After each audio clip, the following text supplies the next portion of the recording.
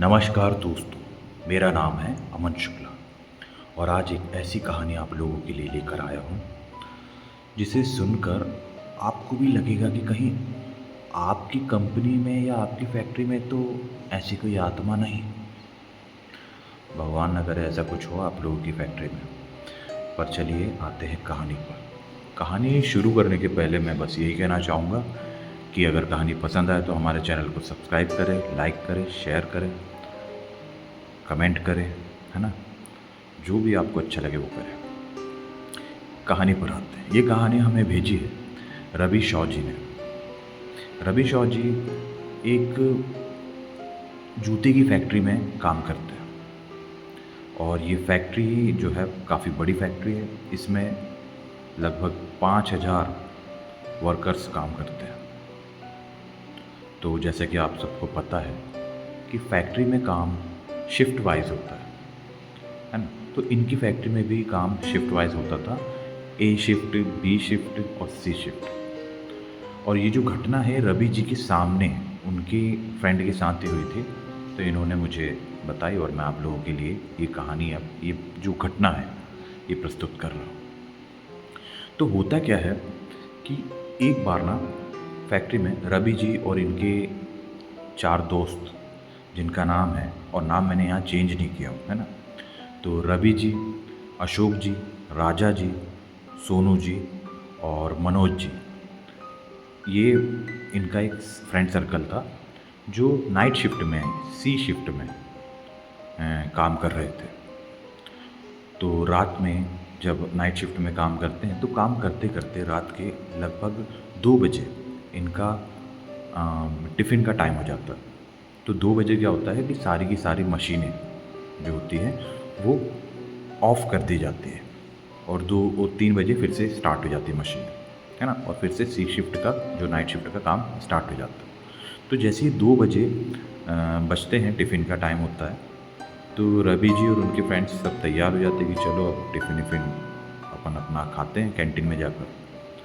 तो इनका एक फ्रेंड जो होता है सोनू, वो इनसे कहते हैं कि यार मुझे तो भूख नहीं है, आप लोग जाओ और अपना टिफ़िन ख़त्म करके आओ, तब तक के मैं यहीं पर आराम करता हूँ अपने मशीन के पास, लेट के बढ़िया से आराम करूँगा।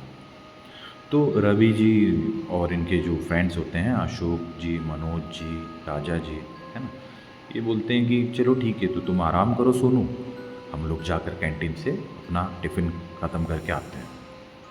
अब रवि जी और इनके फ्रेंड्स चले जाते हैं कैंटीन और सोनू जी अपनी मशीन के पास ही आराम से लेट कर रेस्ट कर रहे होते हैं। ये लोग कुछ ही देर में अपना टिफ़िन ख़त्म करके जब वापस आते हैं तो ये लोग पाते हैं कि सोनू जी अपनी मशीन के पास नहीं है।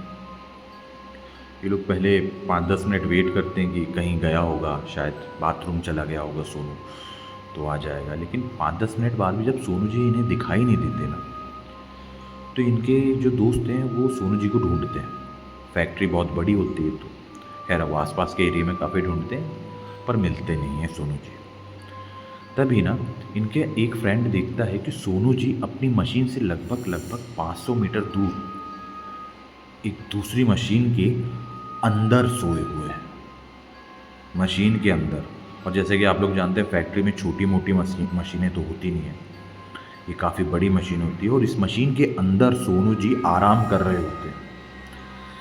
इनका जो फ्रेंड है सोनू जी को ढूंढता है, वो सबको आवाज़ लगाता है और ये लोग जाते हैं। पहले तो सबसे पहले सोनू जी को वहाँ से जगाते हैं और मशीन से बाहर निकालते हैं और बाहर निकाल कर इन्हें पहले चिल्लाते हैं कि तू अंदर क्या कर रहा था, मतलब तुम्हें पता नहीं है कि मशीन के अंदर ऐसे सोया नहीं जाता। तो सोनू जी एकदम से हड़बड़ा कर उठते हैं और नींद से होश में आते आते बोलते हैं कि यार मैं तो अपनी मशीन के पास ही सोया था, मुझे नहीं पता कि मैं इस मशीन के अंदर कब आकर सोया हूँ, मुझे बिल्कुल नहीं समझ में आ रहा कि मैं यहाँ पर कैसे आ गया।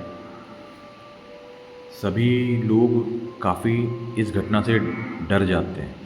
क्यों डर जाते हैं इसका रीज़न भी मैं बताता हूँ कि अगर 3 बजे तक ये उसी मशीन में सोए होते सोनू जी, तो मशीन स्टार्ट हो जाती है और मशीन स्टार्ट हो जाती तो सोनू जी की ऑन द स्पॉट डेथ हो जाती है। मशीन के बाहर और मशीन के अंदर का फ़र्क तो आप सभी जानते हैं, ये सब मुझे आपको बताने की ज़रूरत नहीं है।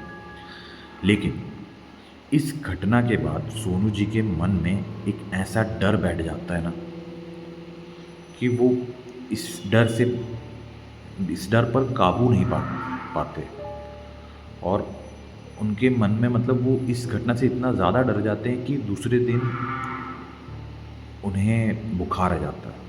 जैसा कि आप लोगों को पता है कि डर के मारे ऐसा सब होता ही है। ये थोड़ा बैकग्राउंड में आपको गाय की आवाज़ आ रही होगी, इसको थोड़ा नेगलेक्ट करना है यार, है ना। तो सोनू जी बहुत ज़्यादा डर जाते हैं, घबरा जाते हैं, जिसके कारण इन्हें बुखार आ जाता है और ये अपने घर पर ही आराम कर रहे होते हैं। तो जैसा कि अब आप लोग जानते हैं कि सोनू जी को बुखार आ चुका है, तो ये अपने घर पर ही कुछ अपना जैसे देसी इलाज नहीं चलता, अपने को किसी से पूछ के अपने दवाई खा ली, है ना। और मतलब ऐसे ही कुछ चल रहा था इनके यहाँ पर। लगभग 10 से 15 दिन बीत जाते हैं और सोनू जी का जो बुखार है वो उतरता ही नहीं है, लगातार बढ़ता जा रहा है। इनकी हालत काफ़ी ज़्यादा ख़राब हो रही होती है, तो इनके दोस्त परिवार वाले इन्हें हॉस्पिटल में एडमिट करते हैं। और हॉस्पिटल में एडमिट करने के बाद इनका बुखार कुछ कम होता है और धीरे धीरे इनको थोड़ा रिलीफ मिलता है इस बुखार से। अब जैसे ही हॉस्पिटल से इनकी छुट्टी होती है और ये घर पर आते हैं, तो जो बुखार कम हो गया था और काफ़ी इन्हें रिलीफ हो गया था, वो बुखार फिर से बढ़ता जा रहा था। अब आप ये कह सकते हैं कि शायद इनके मन में डर ने एक तरीके से ऐसी जगह बना ली थी जिसके कारण इनका बुखार बार बार वापस आ रहा था। या फिर ये भी कह सकते हैं कि ये पोजेस्ड हो चुके हैं, इन पर किसी प्रेत का, किसी आत्मा का साया आ चुका है। खैर, ये सब चल रहा था, इनका बुखार कम नहीं हो रहा था। इनकी मम्मी बहुत परेशान हो रही थी, सोनू जी की मम्मी। और रवि जी और इनके फ्रेंड्स स्टार्टिंग में, क्योंकि ये लोग खुद भी डर जाते हैं, तो पहले तो स्टार्टिंग में ये बताते नहीं हैं सोनू जी की मम्मी को कि फैक्ट्री में क्या हुआ था। लेकिन जब सोनू जी की हालत ज़्यादा ख़राब हो रही होती है ना, तो रवि जी और उनके फ्रेंड्स उनकी मम्मी को जो भी फैक्ट्री में उस रात जो भी घटना इनके साथ घटी थी, पूरी बात इनको बता देते हैं, सोनू जी की मम्मी को। सोनू जी की मम्मी भी, पहले तो ये लोग बता नहीं रहे थे कि मम्मी घबरा जाएंगी, डर जाएंगे आंटी जी, है ना। लेकिन जब हालत, इतना माहौल ख़राब हो ही रहा था, तो इन्होंने कहा कि बता देना चाहिए, आगे जाकर कोई बड़ा कांड हो जाए इससे पहले बता दो। तो रवि जी, खैर मेरे को रवि जी गए और उनके फ्रेंड्स की ये सोच अच्छी लगी। और जहाँ तक शायद पहले भी बता देना चाहिए था, पर जिस पर बीतती वही जानता है ना। तो इसमें मैं इन लोगों को ज़्यादा गलत तो मतलब गलत नहीं मान सकता। सारे फ्रेंड्स यही चाहते हैं कि उनके दोस्तों के माँ बाप परेशान ना हो, ऐसा ही इन्होंने भी किया। अब रवि जी जब उनके फ्रेंड्स जब बताते हैं सोनू जी की मम्मी को ये सब, उनकी मम्मी वैसे भी घबराएंगी यार, डर तो लगता ही है। अब तो वो पूछती हैं कि अब कैसा क्या करना चाहिए। तो रवि जी और इनके फ्रेंड्स पता करते हैं, तो इन्हें पता चलता है एक मौलाना साहब के बारे में। ये मौलाना साहब के पास जाते हैं और उन्हें बताते हैं कि हमारे फ्रेंड के साथ ऐसा ऐसा हुआ है एक रात फैक्ट्री में, आप प्लीज़ चलकर देख लीजिए, कुछ हो सके तो, क्योंकि इसका बुखार कम नहीं हो रहा है, इसकी हालत लगातार ख़राब होती जा रही है। मौलाना साहब बोलते हैं कि चलिए ठीक है, हम अब चलते हैं, देखते हैं। और मौलाना साहब आकर सोनू जी के पास बैठते हैं और इन्हें अपने हिसाब से, मतलब जो मौलाना साहब उन्हें जो भी पूजा पाठ पता रहता है वो करते हैं। और काफ़ी देर तक इनका ये जो पूजा पाठ चलता है। उसके बाद सोनू जी के अंदर, जैसे कि मैंने बताया था कि डर के मारे जो बुखार आता है वो तो कहीं ना कहीं कम हो जाता है, ख़त्म हो जाता है, लेकिन इनकी बॉडी से बुखार कम ही नहीं हो रहा था। तो मौलाना जी जो भी अपनी पूजा पाठ करते हैं, उसके बाद जब सोनू जी के अंदर जो एंटिटी होती है, जो आत्मा होती है, वो सोनू जी के माध्यम से मौलाना जी से बात करती है। और मौलाना जी को ये आत्मा बताती है, ये एक लड़के की आत्मा थी जो कि इन्हीं की फैक्ट्री में काम करता था। और ये आत्मा मौलाना जी को इस लड़के के ये लड़का जो है जिसकी आत्मा है वो बताता है कि मेरी मृत्यु इसी फैक्ट्री में हुई थी और मशीन की चपेट में आकर ही मेरी भी मृत्यु हुई थी और मैं इसे भी लेकर जाऊंगा, तुम कुछ नहीं कर सकते। मौलाना साहब काफ़ी समझाते हैं, लेकिन जब इस लड़के की आत्मा मानने को तैयार नहीं होती है तो वो अपना जो भी इनकी शक्तियाँ होती हैं उनकी शक्तियों का सहारा लेते हैं मौलाना साहब, और उस लड़के की आत्मा को सोनू जी के शरीर से अलग करते हैं। और उसके बाद जो भी मौलाना साहब जी करते हैं वो सब तो मुझे पता नहीं, लेकिन हाँ, सोनू जी को आराम हो जाता है। मौलाना साहब सोनू जी को ठीक कर देते हैं। ये सब बात जब कंपनी फैक्ट्री के मालिक से ये लोग जाकर पता करते हैं कि ऐसे ऐसा कुछ हुआ था क्या कंपनी में, तो जो फैक्ट्री के मालिक हैं वो बताते कि हाँ, ये बात सत्य है। 2010 में, सन 2010 में एक लड़के की मशीन की चपेट में आकर ऑन द स्पॉट डेथ हो जाती है,